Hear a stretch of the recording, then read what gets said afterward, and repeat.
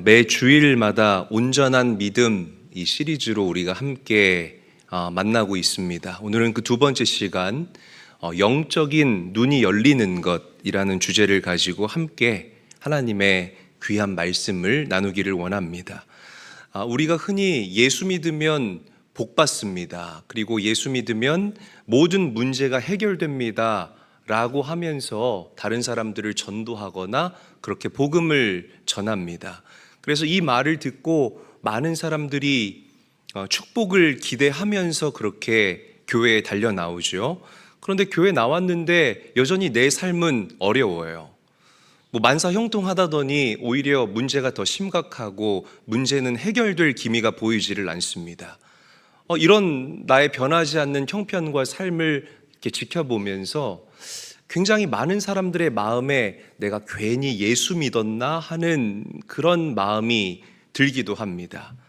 또 어떤 사람은 교회 나오기 시작하면서부터 어려워지기 시작한 거예요. 예수를 믿기 이전에, 교회 나오기 이전에는 그냥 내 삶이 잔잔했는데 교회 나오고 예수 믿고 나서부터 계속해서 내 삶 가운데에 알 수 없는 어려움들이 생깁니다. 그러니까 이런 마음에 슬그머니 이런 생각이 들기도 해요. 아니, 종교를 바꾸면 이거 안 좋다더니 내가 괜히 이 종교를 바꾸고 교회 나오고 예수를 믿었나? 그래서 이런 어려움을 당하나? 이런 생각들이 든다고 합니다. 그래서 슬그머니 교회를 떠나는 그런 분들도 계십니다. 예수 믿으면 만사 형통해야 되는데 그렇지 못해서 실망하신 분들이 계신다면 오늘 이 말씀은 그런 분들을 위한 말씀입니다. 자, 우리 본문 10절 말씀 화면을 보고 함께 한번 읽어보도록 하죠. 한 목소리로 읽습니다. 시작. 그 땅에 기근이 들었으므로 아브라함이 애굽에 거류하려고 그리로 내려갔으니 이는 그 땅에 기근이 심하였습니다. 자, 아브라함이 갈대아 우르를 떠나서 바로 가나안으로 간 것이 아니라 제가 지난주에 하란에 머물렀다라고 말씀드렸잖아요. 이제 하란에서 드디어 하나님의 말씀에 순종하여서 하란을 떠나 가나안 땅에 입성했습니다. 하나님이 가라고 하셔서 간 거잖아요. 내 의지로 간 게 아닙니다. 그럼 가나안 땅에서 아브라함이 축복을 기대하겠습니까? 축복을 기대하겠습니까? 축복을 기대하겠죠. 축복을 기대하고 가나안 땅에 들어갔는데 가나안 땅에 들어가자마자 이 아브라함이 만난 것은 축복과 번영과 기름짐이 아니라 기근을 만나게 됐다라는 거예요. 그것도 그냥 보통 기근이 아니라 굉장히 심한 기근을 아브라함이 만나게 됩니다. 가나안 땅에서 만난 기근, 내 의지가 아니라 하나님의 부르심에 순종해서 가나안 땅에 들어갔는데 그곳에서 만난 아주 극심한 기근, 이것은 아브라함의 믿음을 송두리째 흔들기에 충분한 것이었다는 거죠. 아브라함이 아마 이런 생각을 했을 거예요. 내가 가나안 땅에 들어가는 것이 맞는가? 이게 하나님의 음성이 아니라 내 안에서 그냥 내가 이야기한 내 자아의 음성이 아니었을까? 그냥 그 갈대아 우르 땅에 있을 걸, 거기서는 적어도 내가 이 가뭄과 기근 때문에 걱정하지는 않았는데, 이런 마음이 있을 수 있었다는 것입니다. 그러나 여러분, 우리가 오늘 이 말씀을 풀어내기 전에 한 가지 짚고 넘어갈 것이 있어요. 성경은, 그리고 하나님은요, 예수 믿으면 만사 형통할 것이다 라고 우리에게 헛된 약속하지 않았다는 것입니다. 아멘.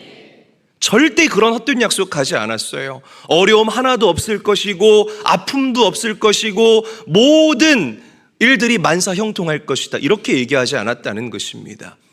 믿는 사람들에게 고난이 올 수 있습니다. 믿는 사람도 병들 수 있고요, 믿는 사람도 올무에 걸려서 넘어질 수 있습니다. 아니, 오히려 믿음 생활 시작하면은요, 마귀가 더 여러분들을 공격합니다. 알아야 돼요. 여러분들이 예수 믿지 않았을 때, 하나님을 몰랐을 때는요, 그냥 여러분들을 내버려 두면 자연스럽게 우리의 가는 방향이 어디예요? 지옥이에요. 그래서 마귀가 여러분들을 건드리지 않아도 그냥 여러분들은 죄가 죄인지도 모르고 짓고 그냥 어둠의 자녀처럼 이 땅을 살아갈 거라는 거죠. 그러나 예수 믿으면 달라요. 마귀가 여러 가지 눈에 보이는 것들을 가지고 여러분들의 마음을 어렵게 만듭니다. 그래서 여러분들을 그 빛의 자리에서 어둠의 자리로 끌어내려고 해요. 생명의 자리에서 다시 사망의 자리로 우리 성도들을 끌어내리려 한다라는 것입니다. 그러니까 믿는 자들에게 고난이 찾아오는 것을 여러분들이 이상하게 생각할 필요가 없다라는 것이죠. 자, 그런데 성도들이 당하는 고난과 그리고 불신자들이 당하는 이 고난은 큰 차이가 있어요. 예수를 모르는 사람들이 당하는 고난은 그냥 고난이에요. 예수를 믿지 않는 사람들이 당하는 어려움은 그냥 어려움에서 끝이 난다 이 말입니다.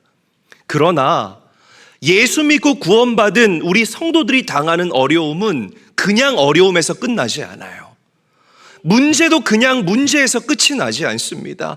물론 우리 삶 가운데 굴곡 없으면 얼마나 좋겠습니까? 이 목사도 그래요. 우리 성도들 삶이 형통하고 건강하고 하는 일마다 잘 되면 저도 마음이 평온하겠죠. 그러나 여러분들 삶 가운데에 굴곡이 찾아와요. 그러나 괜찮아요. 아멘. 시험이 찾아와요. 그러나 우리는 괜찮습니다. 질병이 찾아와요. 그러나 우리는 괜찮습니다. 왜? 우리는 우리 혼자가 아니라 우리 대신해서 이 땅을 인도해 주시고 우리를 견인하시는 하나님과 동행하는 사람들이기 때문이라는 거예요. 할렐루야. 자, 우리 말씀 한번 읽어볼게요. 고린도전서 10장 13절 말씀 한 목소리로 읽어보도록 하겠습니다. 시작. 사람이 감당할 시험 밖에는 너희가 당한 것이 없나니 오직 하나님은 미쁘사 너희가 감당하지 못할 시험 당함을 허락하지 아니하시고 시험 당할 즈음에 또한 피할 길을 내사 너희로 능히 감당하게 하시느니라. 여러분 보세요. 이 시험은 다 우리가 감당할 수 있는 것이다라고 성경이 먼저 얘기합니다. 그러나 내가 정말 벅차고 부치고 감당할 수 없는 시험을 경험하면 하나님께서 어떻게 하신다고요? 막아주시고 피할 길을 내주시는 줄로 믿으시기를 바랍니다. 여러분, 고난과 어려움은 나를 새롭게 하시는 하나님의 방법이에요. 믿으시기를 바랍니다. 자, 그렇다면 기근을 만난 이 아브라함이 과연 어떻게 반응했어야 옳았겠습니까? 다시 강조하지만 여러분들은 고난과 어려움 앞에서 하나님 찾으시기를 주의 이름으로 축복합니다. 그래야 하나님의 음성을 들을 수 있어요. 이게 우리 믿음의 사람들이 살아가는 방법이라 이 말이에요. 그런데 아브라함은 기도하지 않았어요. 쭉 이제 이 아브라함에 대한 이야기가 들려질 거예요. 아브라함은 기도하지 않고 기도 대신에 염려하고 걱정하고 그렇게 인간적인 잔꾀를 내기 시작했습니다. 자, 아브라함이 냈던 꾀가 무엇이냐면 바로 이 기근을 피해서 애굽 땅으로 도망가는 것이었어요. 그런데 이 아브라함의 결정은 믿음의 결정이 아니었습니다. 단순히 문제를 회피하고자 하는 그런 얄팍한 인간적인 방법이었다는 거죠. 여러분, 교회에서 이 관계의 문제들이 참 많잖아요. 그나마 우리 제일교회는 이런 관계의 문제들이 적은 편이에요. 참 감사하게 생각합니다, 이 부분에 대해서. 근데 관계의 문제가 있어요. 야, 나는 너랑 이 같은 공동체 안에 있으면 염증이 나서 맨날 항생제 먹어야 돼. 야, 나 너 이 교회 떠날 거야. 그래, 똥이 응 해서 피하냐? 그래, 피하지. 그러면서 교회를 나가버려요. 그러면은 문제가 다 해결될까요? 아니요, 그렇지 않습니다. 신기하게 다른 교회 가서 또 도플갱어 같은 사람을 만나요. 여러분, 영적으로 얽히고 설킨 문제는 반드시 예수 그리스도의 이름으로 풀어내고 나아가야 할 줄로 믿으시기를 바랍니다. 그래야 우리가 자유함을 경험할 수 있다 이 말입니다. 자, 아브라함은 문제를 회피했어요. 애굽으로 도망갔다라는 거죠. 이 말은 아브라함이 아직 온전한 믿음의 사람이 아니었다라는 것을 우리에게 이야기를 하고 있다는 겁니다. 아브라함의 아내 사레가 우리 성가대원들처럼 미모가 출중했던 것 같아요.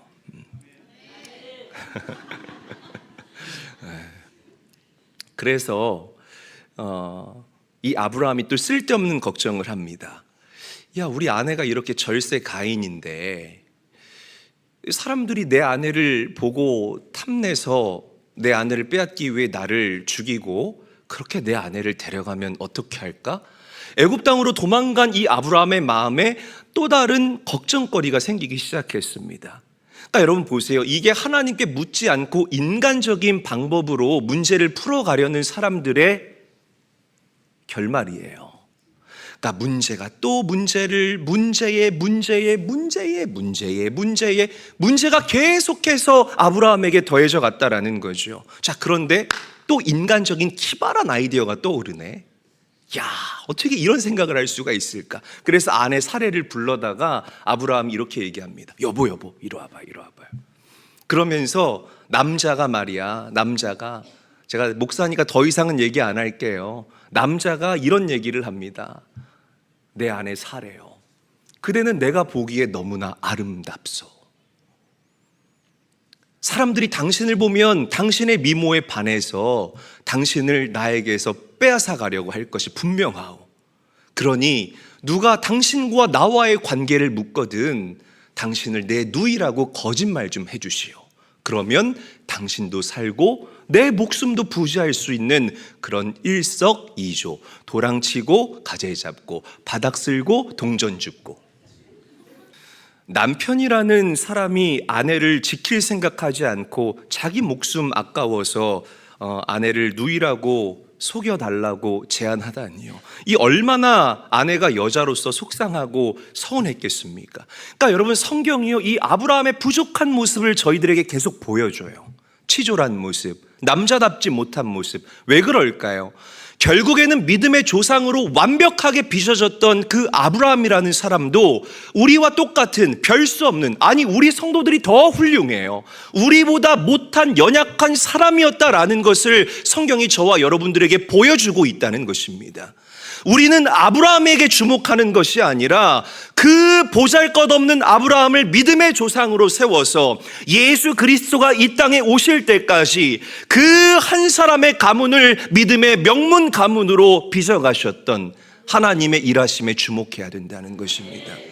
누구든지 하나님 앞에 서면 이런 아브라함과 같은 기가 막힌 변화를 경험할 수 있다는 것이에요. 자, 보세요. 그런데 아브라함이 아내한테 그렇게 거짓말하자고 얘기했잖아요. 염려했던 일이 실제가 됐네. 말씀 읽어보겠습니다. 14절 15절 함께 읽을게요. 시작. 아브라함이 애굽에 이르렀을 때 애굽 사람들이 그 여인이 심히 아리따움을 보았고 바로의 고관들도 그를 보고 바로 앞에서 칭찬하므로 그 여인을 바로의 궁으로 이끌어들인지라. 자, 보세요. 원래 아브라함의 꾀는 아내 등 뒤에 숨어서 내가 사는 것이었습니다. 그런데 어떤 변수가 생겼습니까? 바로 왕이 아내를 빼앗아 간 거예요. 그래? 너의 누이야? 그럼 내가 데려갈게. 어머, 이게 어떻게 된 일이야? 아브라함이 큰 위기를 맞게 됐다는 거죠. 그러니까 이제 아브라함에게 남은 가능성은 두 가지밖에 없습니다. 첫 번째, 목숨을 걸고 아내를 되찾아오는 것. 두 번째, 아내를 그대로 빼앗기고 내 목숨을 부지하는 것. 이 두 가지 방법밖에 없었다는 거죠. 그런데 이 두 가지 가능성 다 아브라함에게는 마음에 합당한 가능성이 아니었다는 거예요. 이러지도 못하고 저러지도 못하는 정말 안타까운 상황이 아브라함 삶 가운데 연속적으로 펼쳐졌다는 것입니다. 여러분, 여러분들도 이와 같은 고민 때문에 걱정해 본 적이 있지 않습니까? 두 가지의 가능성 때문에 머리를 싸매고 밤잠 못 이루면서 그렇게 가슴 졸였던 그런 경험들이 있지 않습니까? 결국 아브라함은 아내를 뺏기고 그리고 바로 왕에게 그 아내 대신에 많은 선물을 받아가지고 돌아왔어요. 16절에 보니까 뭘 받아왔냐면 양과 소와 노비와 암수, 낙타와 나귀를 받아왔어요. 아내를 뺏기고 내 손에 받아온 이 재물들과 물질들, 이게 과연 아브라함 마음에 기분이 좋은 물질과 재물들이었겠습니까? 그렇지 않았을 거라는 거죠. 남자로서 굉장한 비참함을 아마 느끼지 않았을까라고 저는 생각을 해봐요. 그러나 여기서부터가 중요해요. 잘 들어보세요. 그러나 성경은 여기서 끝내지 않아요. 하나님께서는 여러분들의 삶이 비극으로 마침표 찍는 모습을 절대로 지켜보고 계시지 않습니다. 자, 두 가지의 가능성밖에 없었던 이 아브라함에게 하나님께서 제3의 가능성으로 개입하신다 이 말이에요. 자, 아브라함은 하나님께서 살아계신다는 이 사실을 까맣게 잊고 있었습니다. 그러나 아브라함은 하나님을 잊었지만 하나님께서는 아브라함을 잊지 않았다라는 사실을 명심하시기를 바랍니다. 제3의 가능성으로 이 일에 개입하기 시작했어요. 그러니까 이 하나님의 개입하심은 믿음이 모자랐던 이 아브라함이 전혀 상상할 수 없었고 생각할 수 없었던 놀라운 영적 개입이었다는 것입니다. 17절 말씀 함께 한번 읽어보도록 하죠. 한 목소리로 읽어보겠습니다. 시작. 여호와께서 아브라함의 아내 사레의 일로 바로와 그 집에 큰 재앙을 내리신지라. 바로의 집에 재앙이 일어났는데 바로가 깨달은 거예요. 아, 우리 집에 이런 재앙이 일어난 것은 내가 이 아브라함의 아내 사레를 빼앗아 왔기 때문이구나. 그래서 바로 왕이 이 사레를 다시 아브라함에게로 되돌려 보냅니다. 자, 중요한 것은 아브라함에게 있어서 이 제3의 가능성으로 개입하신 하나님의 개입이요, 평생을 잊을 수 없는 영적인 흔적과 영적인 기억이 됐다라는 거예요. 여러분, 이 일을 통해서 아브라함은 하나님을 신뢰하는 방법을 배우기 시작합니다. 나는 두 가지 가능성밖에 없었어요. 몇 가지 가능성밖에 없었어요? 두 가지 가능성밖에 없었다 이 말이에요. 그러나 내 인간적인 두 가지의 가능성을 뛰어넘어서 제3의 가능성으로 나를 찾아와 주신 아버지 하나님, 아브라함에게는 은혜였을 거라는 거죠. 사랑하는 제일교회 성도 여러분, 믿음이 무엇입니까? 믿음은 영적인 눈을 뜨는 것임을 기억하십시오. 한번 저를 따라합니다. 믿음은 영적인 눈을 뜨는 것이다. 다시 한번요. 믿음은 영적인 눈을 뜨는 것이다. 우리 기관 중에, 이 신체 일부 중에 눈이 있죠. 제가 눈을 통해서 여러분들을 봐요. 남자, 여자, 이렇게 사람들과 사물들을 인식합니다. 우리의 영에도 이 눈과 같은 기능을 하는 게 있어요. 그게 뭐냐? 바로 믿음이에요. 아멘. 우리가 이 믿음을 통해서, 그러니까 믿음이 여러분들의 그 영의 눈의 역할, 신경의 역할을 감당한다라는 것입니다. 믿음으로 우리 육적인 눈에는 보이지 않지만 영으로 우리와 함께 하시는 그 하나님을 우리가 인지하고 바라볼 수 있는 거예요. 아멘. 믿음으로 이 일이 우연히 운이 좋았어요, 이게 아니라는 거죠. 하나님의 개입이구나. 제3의 가능성을 가지고 내 삶 가운데로 찾아오신 하나님의 개입이구나. 그래서 믿음의 사람들은 운이 좋았죠, 이런 얘기 안 해요. 하나님이 일하셨습니다. 왜? 믿음을 통해서 그 하나님의 일하심을 선명하고 확실하게 바라보았기 때문이라는 것이죠. 믿으시면 아멘 합시다. 이 영적인 눈을 다른 말로 표현하면 입체적인 시각이라고 얘기할 수 있습니다. 저를 한번 따라하죠. 입체적인 시각. 다시 한번요. 입체적인 시각. 되게 많은 사람들이, 믿음의 사람들이 평면적인 삶을 살아가요. 문제가 생기면 문제와 나만 바라봐요. 그리고 또 관계에 문제가 생기면 저 사람과 나만 바라봅니다. 우리 가정과 나, 그리고 직장과 나, 이렇게 평면적으로만 모든 것들을 바라본다라는 거죠. 그러니까 이 생각도 평면적으로 나올 수밖에 없는 거예요. 야, 이거 어떻게 해야지? 우리 와이프한테 뭐라고 사과할까? 분명히 안 들어줄 게 뻔한데. 그렇죠. 야, 내가 돈이 없는데 이거 어디서 가지고 오지? 누구한테 꾸지? 저 사람 분명히 안 빌려줄 게 뻔한데. 야, 어디 은행 가볼까? 평면적으로만 생각할 수밖에 없는 거예요. 그러나 믿음은 입체적으로, 할렐루야, 입체적으로 내 그 고난의 대상만을 바라보는 것이 아니라 입체적으로 눈을 들어 위에 계신 하나님을 바라볼 수 있는 것이 바로 우리 제일교회 성도들의 믿음, 영성이 되어야 한다라는 것입니다. 인간적인 방법만 찾는 것이 아니라 하나님이 개입하시면 된다. 하나님이 개입하시면 된다. 이런 입체적인 시각을 가지고 우리가 이 땅을 살아가야 한다는 거죠. 열왕기 하 6장을 보게 되면 그 엘리사와 그 사환의 이야기가 나옵니다. 여러분 잘 아는 얘기죠. 제가 심플하게 설명을 드릴게요. 그 아람 나라라는 강대국이 있었어요. 이 아람 나라가 이스라엘을 집어삼키려고 수없이 군대를 보냅니다. 그런데 군대를 보낼 때마다 이스라엘 군대 군사들이 아주 절묘한 곳에 매복을 해 있다가 이 아람 나라 군대를 내쫓는 거예요. 그러니까 약이 바짝 오르잖아요. 그 이유를 찾아보니까 아니 글쎄 이스라엘에 누가 있어요? 엘리사라는 그 선지자 때문에 번번이 우리가 실패한다라는 사실을 이 아람 나라의 왕이 깨달은 거예요. 그래서 이 엘리사를 먼저 죽여야겠다. 그래서 엘리사 선지자가 머물고 있었던 도단성을 먼저 공략하기 위해서 모든 군대를 이 도단성으로 다 보냅니다. 아예 못 도망가게 뺑 둘러쌌다는 거죠. 흥미진진하죠. 자, 그런데 이튿날 아침이 돼서 이 엘리사의 사환이 밖을 내다봤더니 모든 아람 나라 군대가 도단성을 포위하고 있는 거예요. 이 사환이 난리가 났습니다. 그래서 엘리사 선지자를 총총총총총 쫓아가가지고 이렇게 얘기를 해요. 아, 내 주여 어찌하리이까? 아, 내 주여 어찌하리이까? 왜 그랬을까요? 평면적으로만 바라봤기 때문에. 평면적으로만 바라봤기 때문에. 그냥 이 도단성을 포위하고 있는 저 아람 나라 군대에 그냥 압도당해버리고 말았다는 거예요. 자, 그런데 엘리사 선지자가 뭐라고 이야기합니까? 두려워하지 말라. 우리와 함께한 자가 저들과 함께한 자보다 더 많으니라. 그리고 안수하죠. 여호와여, 원하건대 이 종의 눈을 열어 보게 하여 주시옵소서. 할렐루야. 그러자 이 사환의 눈이 열리는데요, 어떤 환상이 보입니까?